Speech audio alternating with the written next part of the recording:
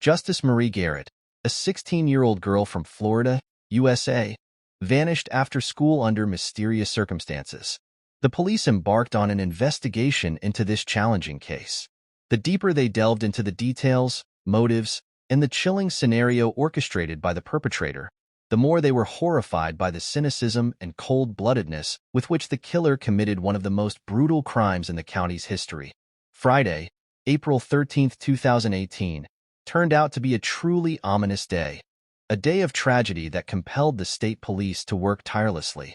It had only been 3 weeks since Justice's 16th birthday. On that day, she was preparing for school and then planned to spend time with friends.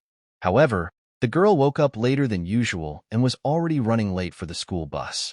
Her mother, 37-year-old Danielle, was busy getting her younger 5-year-old daughter ready for kindergarten, so she couldn't drive Justice to school. The girl set off on foot.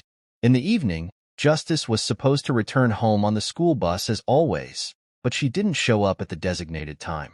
Initially, the family wasn't worried, as the girl had many friends, and she could have stayed with one of them after classes. The parents knew that their daughter sometimes spent the night at her best friend's place. Since they had to get up early for work, they went to bed without waiting for Justice. However, even in the morning, the girl's bed remained empty. The mother lost patience and felt anxious about her child.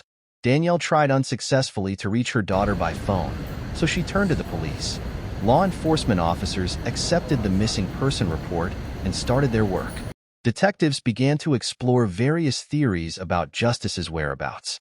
They were used to teenagers staying with friends for a few days, but usually returning. However, the girl's mother sensed that something was wrong since her daughter wasn't communicating at all. Unlike typical cases, the police didn't wait and immediately began the search. They assumed that the girl might have run away due to certain behavioral changes characteristic of adolescence. Justice's family had recently moved to the small town of Sorrento, and the girl had to change schools in the middle of the academic year, which could have created difficulties for her. In such situations, teenagers sometimes flee to friends, going through tough times. However, the girl's mother dismissed this possibility. Justice was mature and responsible, helping with her younger sister, and couldn't just disappear without warning. She had no reason to run away from loved ones or problems, as she was used to facing them head-on, and she always discussed serious difficulties with her mother. Moreover, all of Justice's belongings remained at home. Danielle insisted that something bad might have happened to her daughter and that the search needed to start immediately. The police checked Justice in the databases and confirmed the mother's words. The girl had no criminal record, wasn't involved in accidents, and didn't use illegal substances or alcohol. It was absurd to hope that such a friendly and sociable girl would leave without notifying anyone. Law enforcement officers began searching for Justice, communicating with all her friends. They interviewed dozens of teenagers, classmates, and acquaintances. This gave rise to numerous rumors that spread on social media. School children retold Justice's story in various ways. Some claimed they saw her sleeping on cemetery graves. Others said she had gone to a secret boyfriend. Most of this information was fabricated, with young people making up incredible stories for selfish reasons to attract attention.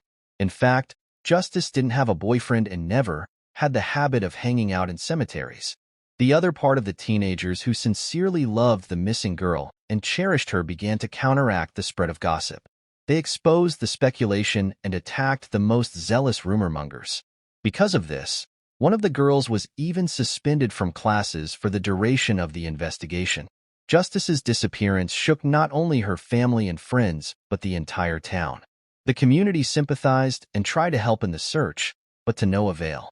Despite these events, the police managed to narrow down the circle of suspects and those closest to the missing girl to a reasonable number. This included Justice's best school friends, who were primarily questioned. Law enforcement hoped to find the young beauty safe and sound. However, what they discovered not only radically changed the direction of their work, but also allowed them to expose one of the bloodiest criminals ever encountered by experienced detectives.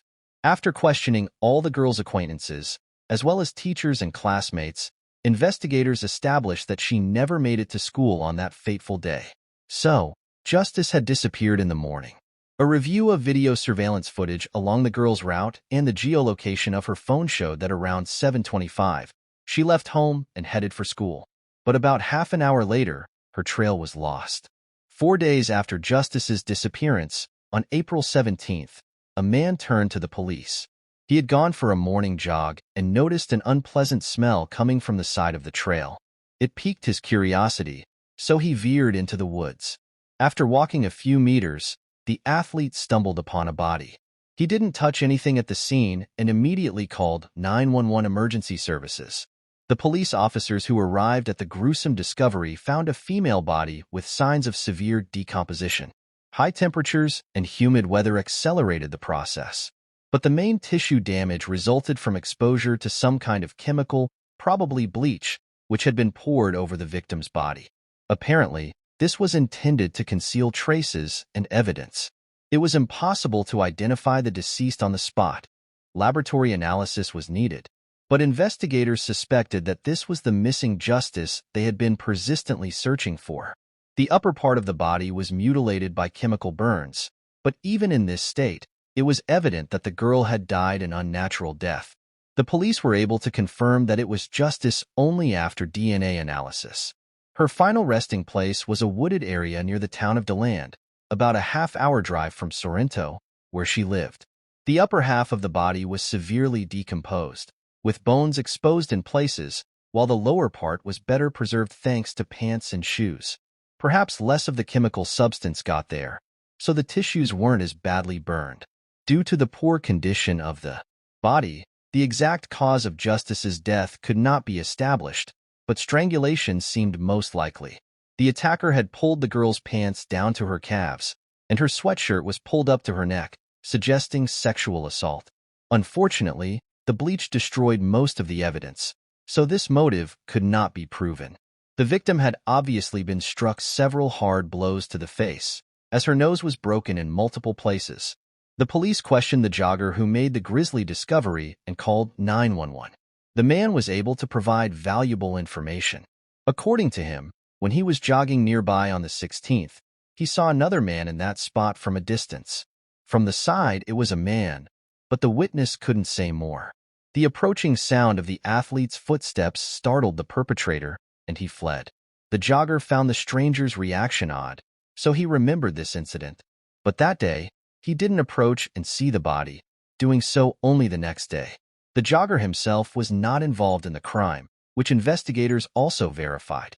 He successfully passed a polygraph test and had an alibi on the day of Justice's disappearance. To obtain new information, detectives thoroughly examined surveillance camera footage along Justice's entire route, particularly at the nearest bus stop where the teenager was supposed to board. Based on the girl's mother's words, it appeared that she had gone to school on her own. However, the police soon discovered that this was a lie. In fact, that morning, Justice's stepfather, Robert, had agreed to drive the girl to school. He was just heading to work, where he moonlighted as a carpenter and handyman. Lately, the man had been having trouble finding steady employment. The detectives couldn't understand why the mother lied about how her daughter got to school, so they spoke with her more attentively. This time, the woman changed her story and confirmed that Justice didn't go alone. Robert had agreed to give her a ride in his car. The mother explained the previous lie by the fact that Robert's driver's license had been suspended. She feared he would be punished if she told the police the truth right away. This happened during the period when everyone still hoped to find the girl alive and unharmed. The woman was sure that her little lie would not interfere with the search for her daughter in any way. Unfortunately, there were many such deceptions in this case, so the investigators had to work hard to reconstruct the sequence of events. After that, the detectives requested footage from the school's surveillance cameras aimed at the parking lot. This is where Robert and Justice should have stopped if he had indeed driven the girl to school. The school bus that Justice missed also stopped at this same spot. But, as ill luck would have it, during the very time interval when the main persons of interest in this case should have been captured by the cameras, there was a malfunction, and no recording was made. So it was impossible to determine if Robert had dropped off his stepdaughter.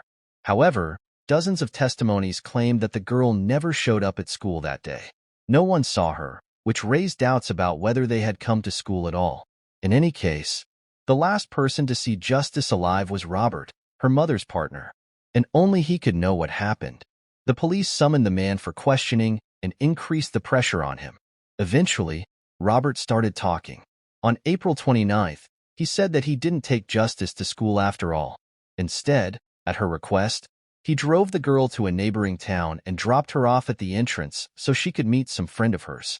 According to the man, Justice begged him to do this. He assumed it was her secret boyfriend, whom the girl didn't tell anyone about, not even her mother. So Robert gave in to the pleas to improve his relationship with his stepdaughter and earn her trust. According to him, he didn't press Justice for details, as he had only recently started dating her mother and wanted the girl to like him so that the relationship with Danielle would continue. But Robert didn't know the name or any details about the friend she was meeting. Justice promised to get to school on her own and return in the evening by bus, so he was sure everything was fine. The man himself couldn't wait for her because he had to go to his shift as a handyman in Volusia County. He simply didn't have time for that. The police were shocked by this twist.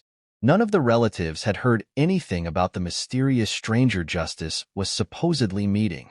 Accordingly, he could have been the last one to see the girl alive, or even been involved in what happened to her. However, no useful information could be extracted from the mother and stepfather. The detectives then turned again to Justice's friends, and this helped them obtain the first valuable leads. According to her girlfriends, Justice herself didn't have a boyfriend. However, they recounted that shortly before her disappearance, the murdered girl had started mentioning some guy from the internet. She met him on social media, and the young man showed interest in her, wrote to her a lot, which the teenager shared with her friends. But Justice didn't like his heightened attention, so the girls doubted that she would meet with him. The police checked the victim's social media pages. They analyzed likes, comments, recent subscriptions, and dialogues, and they found something interesting. One account had been actively corresponding with Justice in recent months and showing increased activity on her page. An 18-year-old boy, whose avatar featured a muscular young man, had been communicating with the girl for a long time. He openly flirted with her, suggested meeting, and complimented her.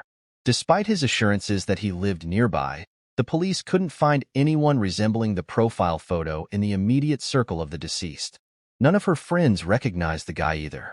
Despite his active attempts to get acquainted, Justice never responded to a single message. She simply ignored him. Nevertheless, the police were convinced that this social media account was the key to solving the crime. The detectives thoroughly checked the page and data of the persistent young man. They found out the phone number associated with his account. As it turned out, this account did not belong to an 18-year-old boy at all, but to a middle-aged man named Robert Kern. Robert Kern turned out to be Justice's stepfather. The detectives couldn't believe their eyes, as he had already aroused suspicion during questioning. His version sounded completely absurd because Justice didn't engage with the guy who liked her photos and showered her with compliments. She simply ignored him and considered him crazy, as she told her friend Rochelle. Both of Robert's answers, that he dropped Justice off at school in the morning and that he worked as a carpenter, were refuted. But all this was a lie designed to confuse the investigation. The detectives were able to accurately track the movements of the perpetrator and his victim, putting together all the time intervals. The prosecution believed that the girl had no chance of surviving from the very beginning, as Robert wanted murder itself.